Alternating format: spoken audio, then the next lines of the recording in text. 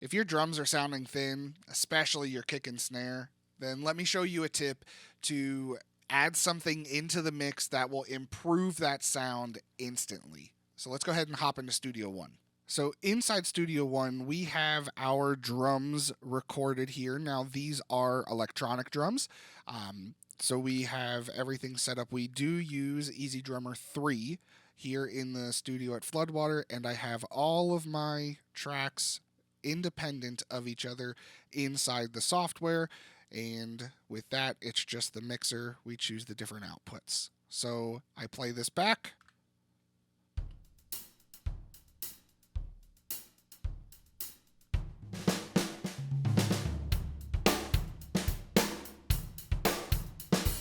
All right, so it doesn't sound horrible at the start, but we can enhance this to make it really pop, especially for the snare itself. So, what we want to do, there are 4 simple steps, and you can do this with electronic drums or with acoustic drums. The first step we want to do is copy our source notes. What I mean by that, especially when we're looking at electronic drums, let's pull up our edit tab here. So we have all of the MIDI notes, and we would need to find our snare, which is here. On Mac, we want to command click, and it will highlight all of our snare notes there. And then we want to copy those and get them into another instance of EZ-Drummer. So if I just copy it this way, it's going to take out pretty much the first 3 measures. We'd have to line it up.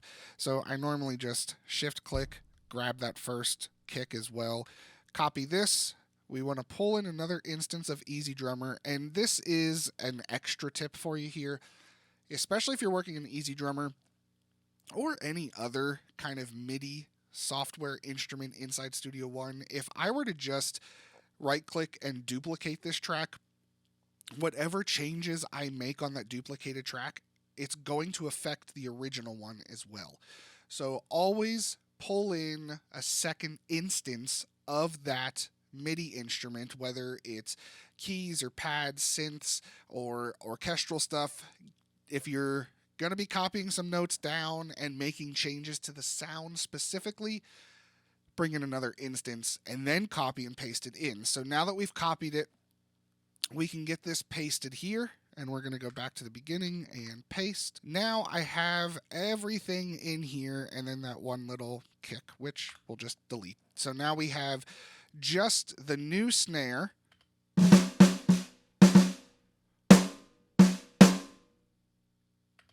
Now, EZ-Drummer can be a little hot as a software, so I'm just going to turn this down a little bit here so we can make sure that everything sounds good still. So step number 2, we have pasted it into a new instance of our software. Step number 3, let's choose a new sound. So let's hop back into EZ-Drummer here, and we want to make sure we have the snare selected, so we're changing that. And I have a couple different sound sets within EZ-Drummer, so I like the kicks and snares option because it gives me a lot more to choose from. And for this groove, I really like the Ludwig Acolyte. So we're going to grab that. Gives a little more beef, a little more body. There's a little bit looser snare sound with it, and I think it could blend well, which brings us to step number 4. Let's mix in this second sample until it sounds great. So we're going to pull everything up here. We're going to keep this down. We don't want to hear it yet. We want to blend it in.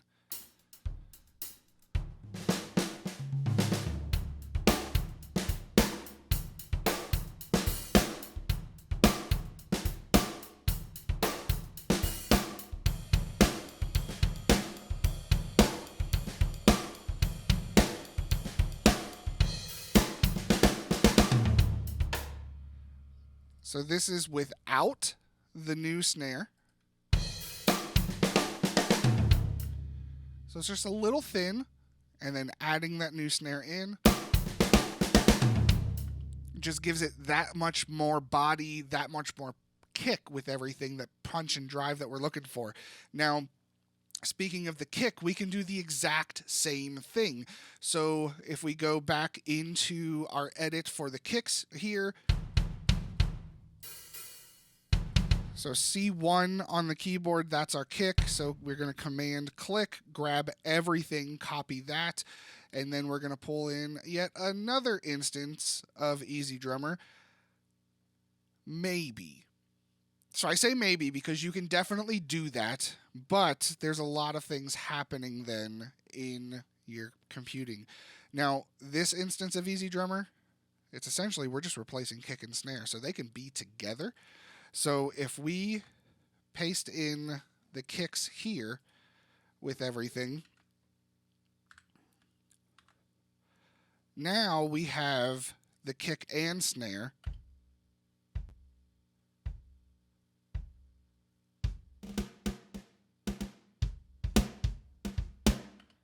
Maybe we want to go to pop punk and the SJC.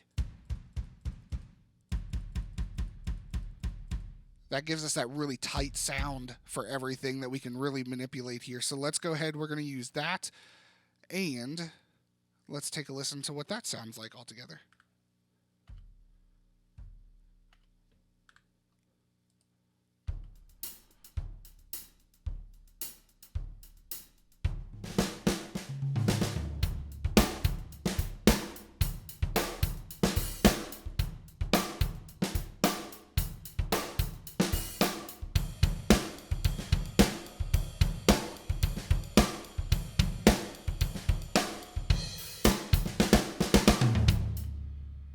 So there, two simple things that we've changed, or we've really added to our drums here. We've added a second sample of a kick and a second sample of a snare, and it's made everything sound a lot more full and give it some more body.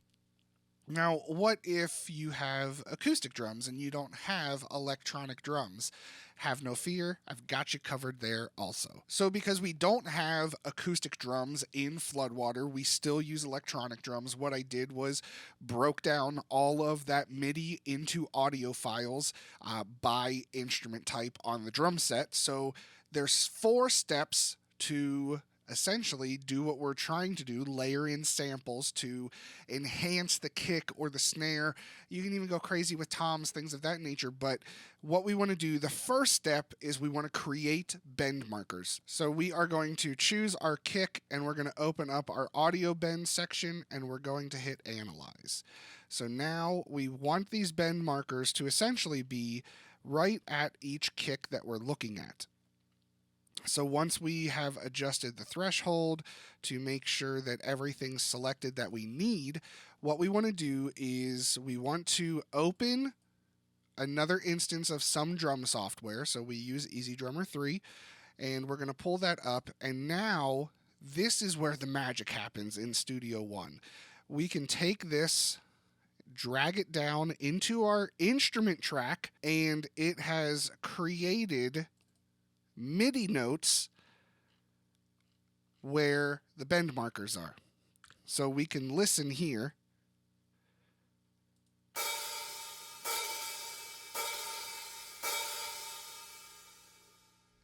Doesn't sound right, does it? We have to find the actual notes for the kick itself. So if we hit this little wrench here, it gives us everything. We need to take all of these and we need to get them to the correct note, which I believe is C1. So we're going to grab everything here and noisily get that up to C1. So now we have it on the kick. Now it's the same sound. So step 2, we have dragged the audio file into our software for the drums. Step 3, choose a new sound. So we're going to open up EZDrummer again. Let's choose the kick. Let's try a different one this time. Let's just choose a random one. Let's go to EZDrummer 3 Bright Room, and let's grab the Ludwig Classic 3-ply maple. Huge beefy sound, lots of low end there, and let's match that in. Let's blend that in. So we're going to turn off all of that soloing so everything's there.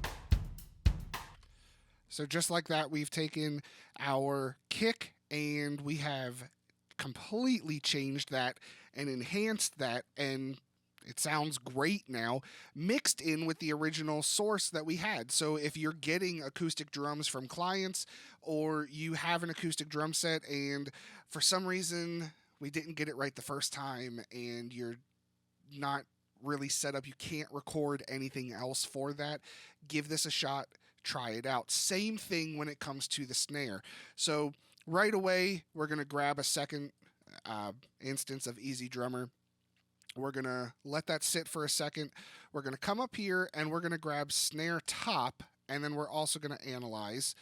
And we want to make sure that it grabs everything we need.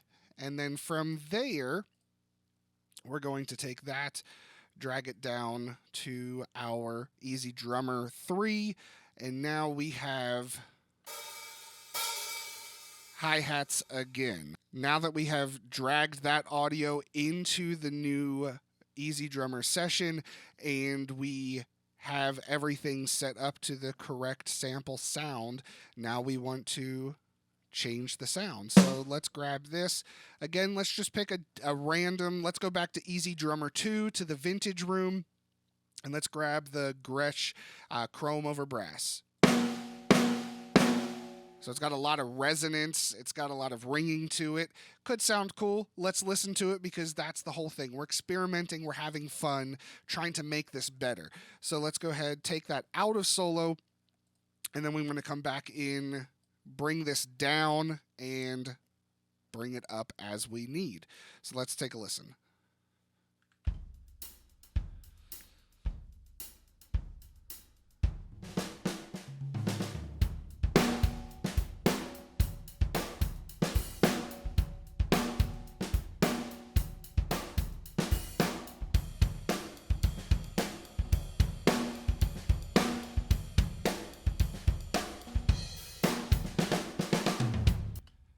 That sounds incredible to me. And there's still tons of things you can do. Obviously, EQ, compression, you can still do reverbs, things of that nature. Mix this out how you would normally mix your drums, but this is going to take those thin sounding drums, especially kick and snare, and give you the options to enhance what you already have and make your mixes sound full and lush. I hope this helps you guys out. We're trying to make our mixes the best that they possibly can be, and sometimes we have to enhance certain things here and there. This is a 4-step simple process to get your kicks and snares, or really any part of your drum set, sounding better and more full and lush. Let me know down in the comments if you do use this in your mixing sessions. And you know what? Speaking of mixing, if you don't have a template for your mixing sessions, head to floodwaterstudios.com/template. Grab my free mixing template that you can download. Just put your email in. I'll send it right over to you, and get yourself set up to really attack those mixes in an organized way that keeps you focused on the end goal, great music. Until then, go record something. See ya.